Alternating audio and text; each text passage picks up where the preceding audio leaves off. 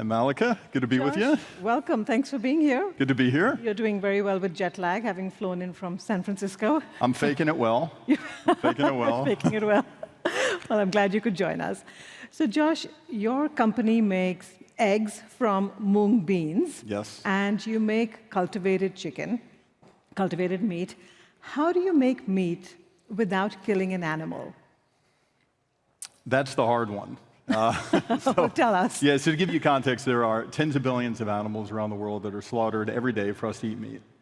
And about a third of our planet is dedicated to planting soy and corn just to feed the animals we eat. Just think about it, a third of the planet.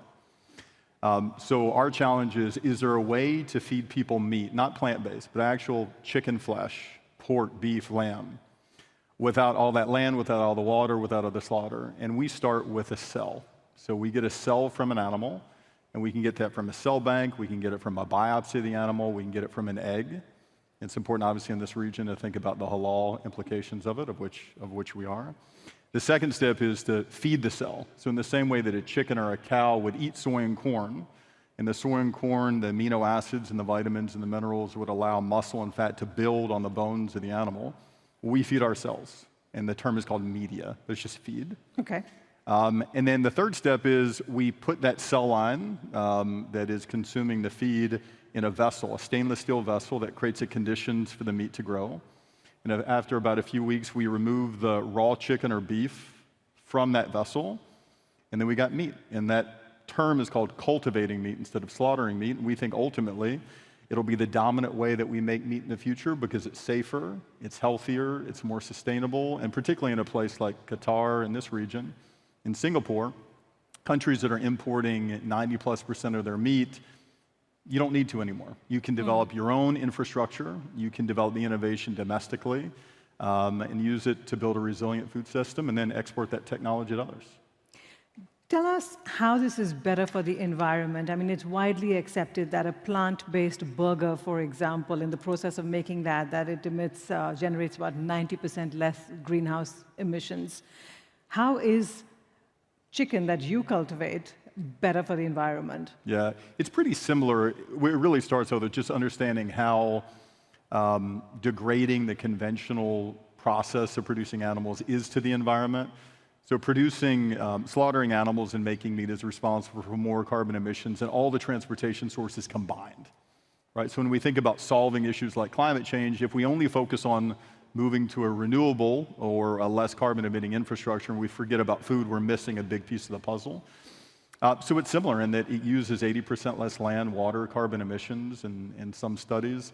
At the end of the day, though, we're going to require, and other companies are going to be required, to actually build the infrastructure, measure that at scale to really determine what the relative difference is. But at the heart of why we do what we do, people love meat. It doesn't seem like people are going to eat a lot less of it. So how the heck do you figure out a way to allow them to eat meat just in a way that's better? And our idea is, let's make the real meat, let's just do it from a cell instead of slaughter. Are you driven more by environmental concerns, this is better for our planet, or ethical concerns? You're making meat without killing animals.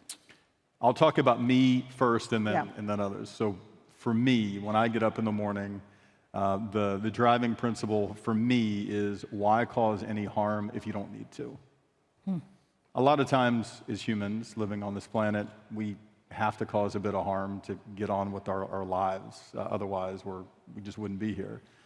But I think we need to try to cause as least harm as we possibly can. And that includes harming an animal, and that includes tearing down a rainforest, and that includes feeding the animals we eat more food than we feed to the billion people that are going to bed hungry every night. So that's my motivator.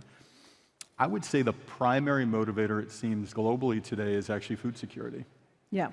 So Singapore is the first place in the world to allow the sale of this new way of making meat. And we're the only company in the world that's ever received approval. We're the only company in the world that's ever sold. We sell today out of a single butcher shop, pretty small volumes, but nonetheless we're selling. And Singapore has this initiative, 30 by 30, where they want to get 30% of their food produced domestically by the end of the decade. And they look at making meat in this way as a key part of that. And we're seeing that from a lot of countries around the world. So food security, more than ethics, seems to be the driving force, and we'll go with it. Now, to really make a dent, when we're talking about the environment, climate change, to really make a dent, you need scale. At the moment, you're selling once a week through a butcher in Singapore. That's tiny. How do you hope to achieve scale? Well, number one is you need approvals. At the moment, you're only approved to sell in Singapore. Where do things stand in the US? Yeah, so I'll talk about some of the challenges in actually making this available to billions of people. So we received regulatory approval in Singapore in late 2020, and we've been selling in emphasis on very small volumes ever since, less than 5,000 pounds sold since we started. So it's at one part historic that we're actually selling it, and at the other part, kind of embarrassing because we're not selling a whole lot. And very quickly, what's the price of cultivated chicken in Singapore compared to normal chicken? So we sell it at the same price as whatever chicken is sold at the establishments. We sold at restaurants, hawker stands. Okay. We lose money on every sale, so the cost is much higher, but we price it at the price of chicken. So we received approval in Singapore. We received FDA approval in the United States. We're only one of two companies that have received approval, and now we're working with the USDA to receive final certification before we actually launch in the US with an acclaimed chef named Jose Andres. Oh, yes. But to move from, all right, we're selling a little bit, to how does this become the majority of the meat that people consume around the world, a few big things need to happen. First thing that needs to happen is that the cost of the feed needs to come way down. So in the same way that for chicken or beef or lamb, roughly 50% of the cost structure comes from the soy and corn the animal consumes, pretty similar when it comes to cultivating meat. We're in the dollars a liter today. Ultimately, we need to get to the tens of cents a liter to be competitive. Second thing is a measure called cell density. And basically what it means is the higher the cell density, the more you can make in a given period of time. So we need to get our cell densities up. And the third, and probably the most important and the most capital intensive, is making it in much larger vessels. So today we make it in a vessel that is about, probably comes up to the word future there, a little bit smaller there. But ultimately, we'll need to make it in vessels that are 100,000 liters, 250,000 liters large, that are about as high as the ceiling. That's a lot of engineering, that's a lot of capital, and ultimately it's a big opportunity for places like Qatar. That's also going to take a lot of power though, so to really be environmentally friendly, you'll probably need to power that in an eco-friendly way, otherwise you're not going to be environmentally friendly. Yeah, we'll certainly need to use, whether it's natural gas or renewable sources to do it, but it really does allow countries that might not have the land and the resources to have a large infrastructure to produce animals, like where we are today, like Singapore. It allows them to really jump ahead and leapfrog with this technology, and we want to see that happen in our lifetime. This is fascinating, and I want to remind you all that we are happy to take questions. So if you do have any questions, please get your phones out and submit them, and I'll try to get to as many of them as I can. I would imagine one of the questions, just to jump out of it, is does this taste like chicken? I was going to end with that and say, what does it taste like? Yeah, it definitely tastes like chicken, because it is chicken. And this is the key point of why this is different than maybe tofu or a plant-based product. Yeah. Cultivating meat is real meat. It's just made in a different way. And if you think about how we produce beef today or how we produce chicken today, it's done in a much more efficient, dense, high-technology way than it was done 80 years ago. And we look at cultivating meat as just an evolution of that, right? We're able to make, ultimately, in the future, billions of pounds of meat in a much more efficient way, without all the issues. But at the end of the day, when you're sitting down with your friend and having a chicken dish, it's chicken. It's not trying to be chicken. Now, some enthusiasm for these alternatives, meat alternatives, has come off, whether it's with consumers or even with investors. Do you think this could just be a fad, or do you think we're at the start of a really big seismic change in the way we think about meat alternatives? Yeah. I think when you step back, out of the daily headlines and the daily opinion pieces, and you just look at some of the facts. We have 8+ billion people on the planet today. More people are eating meat today than they were yesterday. We use a third of our planet, I'm going to say it again, a third of the planet is dedicated to planting soy and corn just to feed the animals we eat. Not me and you, just the animals. Just the animals we eat, a third of it. And that's only going to grow. More emissions are caused by all the animals we eat than all the transportation sources combined. Big food security issues associated with here. How do we solve it, right? We could solve it by asking people to eat more beans, which I highly encourage everyone in the audience to eat more beans. We could encourage everyone to eat a lot less meat, which I highly encourage. Or we could do something that I think is a bit more practical, which is let's figure out a way to make real meat in a way that's better. And I think at the end of the day, that question has to be answered.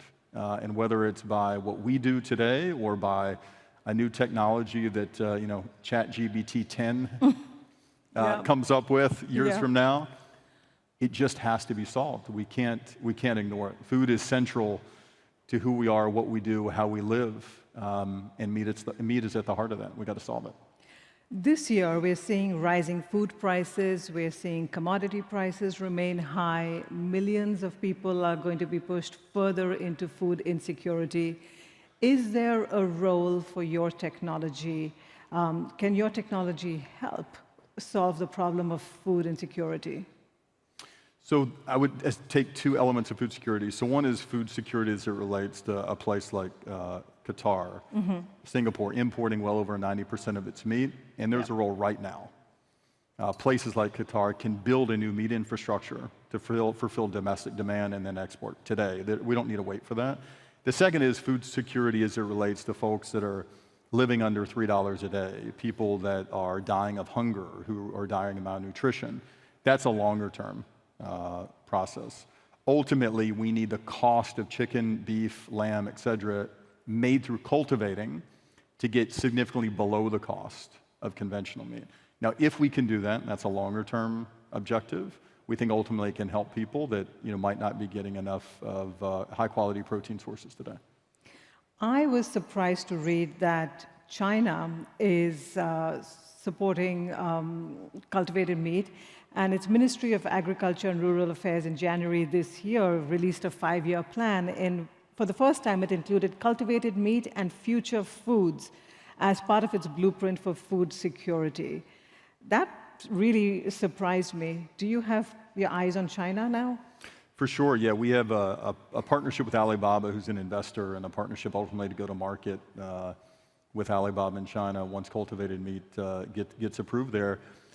So on one hand, it's surprising. On the other hand, if you think about it from the perspective of someone in government in China, it makes a lot of sense. Because China right now, over the last years, has been buying up farmland in South America, in the United States, in sub-Saharan Africa, explicitly to plant soy and corn on that farmland to feed animals that are housed in big warehouses in China. And it's an example of if you just step back from the habit of today and you just ask yourself, what's the most efficient way to feed the world meat? And you sort of get out of what we do today. I think most thoughtful people would say, well, you wouldn't have billions of animals. You wouldn't need to buy farmland all around the world. You wouldn't need to use a third of the world to plant soy and corn. You'd cultivate it. Right. And I think China is seeing that. And I think the countries that end up not only seeing it, but actually going for it and building the infrastructure are going to add a big boost of innovation and job growth and competitiveness in the future. So I hope more get at it. We have a great question from the audience. You've spoken about the benefits of cultivated meat. Are there any health risks? The health risks for cultivated meat are pretty similar to the health risks of conventional meat. Because it's grown the same way from an animal cell. So cultivated chicken, which we sell today, has cholesterol. Cultivated chicken has saturated fat, and cholesterol and saturated fat are correlated with heart disease. Now, in the future, what we would like to do is to make meat that's actually healthier from our cholesterol and saturated fat perspective. Other safety benefits, though, of cultivated meat are there's little to no risk of zoonotic disease like avian flu, microbiological elements like salmonella, E. coli, fecal contamination are absent or at levels that are not relevant. But we're in the very early days of doing this. Today, we're the only company that's selling, and we're only selling once a week to about 20 people. Right. So long way to go. Would you be willing to provide help and infrastructure or assistance to poverty-stricken countries? In the future, yeah. I mean, right now we're allocating all the capital to make this happen. To make it, yeah, to make it happen. To develop it. Yeah. But ultimately, I spent time in Liberia and Kenya, South Africa, Nigeria at different points in my life. And when I was staying in Liberia, there was a group of security guards that were outside the building I was working in, and they only had meat once a month. And it was the day they got paid. Right. So ultimately, we would like to build a meat infrastructure that radically lowers the cost of meat for people, makes meat healthier, not only benefits countries like Qatar and the United States, but it also is benefiting some of the poorest countries around the world too. Another question from the audience, what form does this meat come in? And it reminds me of, when people say if it doesn't bleed, it ain't meat. Yeah. So, what does this look like? Like, what form does it come in? Yeah, so about $1 trillion worth of meat are produced every year. And about half that meat is ground beef, minced chicken, and the other half is what you think of whole cuts. So a whole steak, a whole piece of fish. So today, this cultivated meat comes more in the minced form, so more in the ground up form. And as we continue to develop technology in the future, we'll structure it to steaks. It'll have much more structure, much more fat, much more interconnected tissue.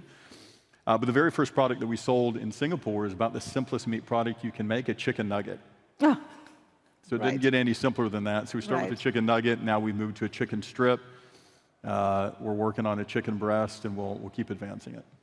We've talked in every single panel at this forum about AI in some way or the other. Tell me something, what role do you see AI playing in solving food security? Yeah, I think in the future, pretty significant. There are a lot of, whether it's the design and the engineer of the vessels that we make the meat in, whether it's optimizing the kinds of components that are a part of the feed, you're dealing with a lot of data, right? And to the extent that machine learning techniques and AI can help us more effectively sort through data to make smarter, quicker decisions, it's going to be relevant. We've used it to some extent earlier in the company's lives, and I'll bet we'll use it in the future. 3 of the co-founders of DeepMind, the company that was acquired by Google, that is one of the leading AI companies in the world, are actually investors in the company. I think it'll play a pretty important role. But investor enthusiasm for for cultivated meat has come off in the last 2 years. Are you at all worried about investment drying up? I would think when you think of alternatives to meat, there are these different categories. So one is plant-based. Yes. The other is fermentation, and the other is cultivated meat. I think you got to look at sort of investor appetite for 3 of them individually as opposed to collectively. That's one. But second is, no offense to any investors in this room, but whether investor appetite is high for it in 2023 or 24 or back again in 25, this has to be solved. Unless you think people are going to move to beans, unless you think a lot of people, including all the folks in this room, are going to eat a lot less meat, we have to solve this because we don't have a planet that can support the way that we currently make meat. So my optimism for capital is, at the end of the day, we need to make things that work for the planet that consumers are going to want. And ultimately, I think those kinds of things are going to provide the kind of return that investors want. So I think it's a good place to invest. We're out of time. We could have gone on and on. We're out of time. Thank you for joining us. But there was one point raised by the audience, and there was a suggestion. Try making Wagyu beef, please. That would be a game changer. Well, before last thing I'll say is we're partnering actually with a company called Toriyama in Japan, who makes a very high-end kind of Wagyu. They say it's very high in oleic acid. So there you go. And that'll come be a game changer. That'll come out soon. Great, Josh. Thanks very much for being here. Pleasure to speak with you. Thank you. Thank you.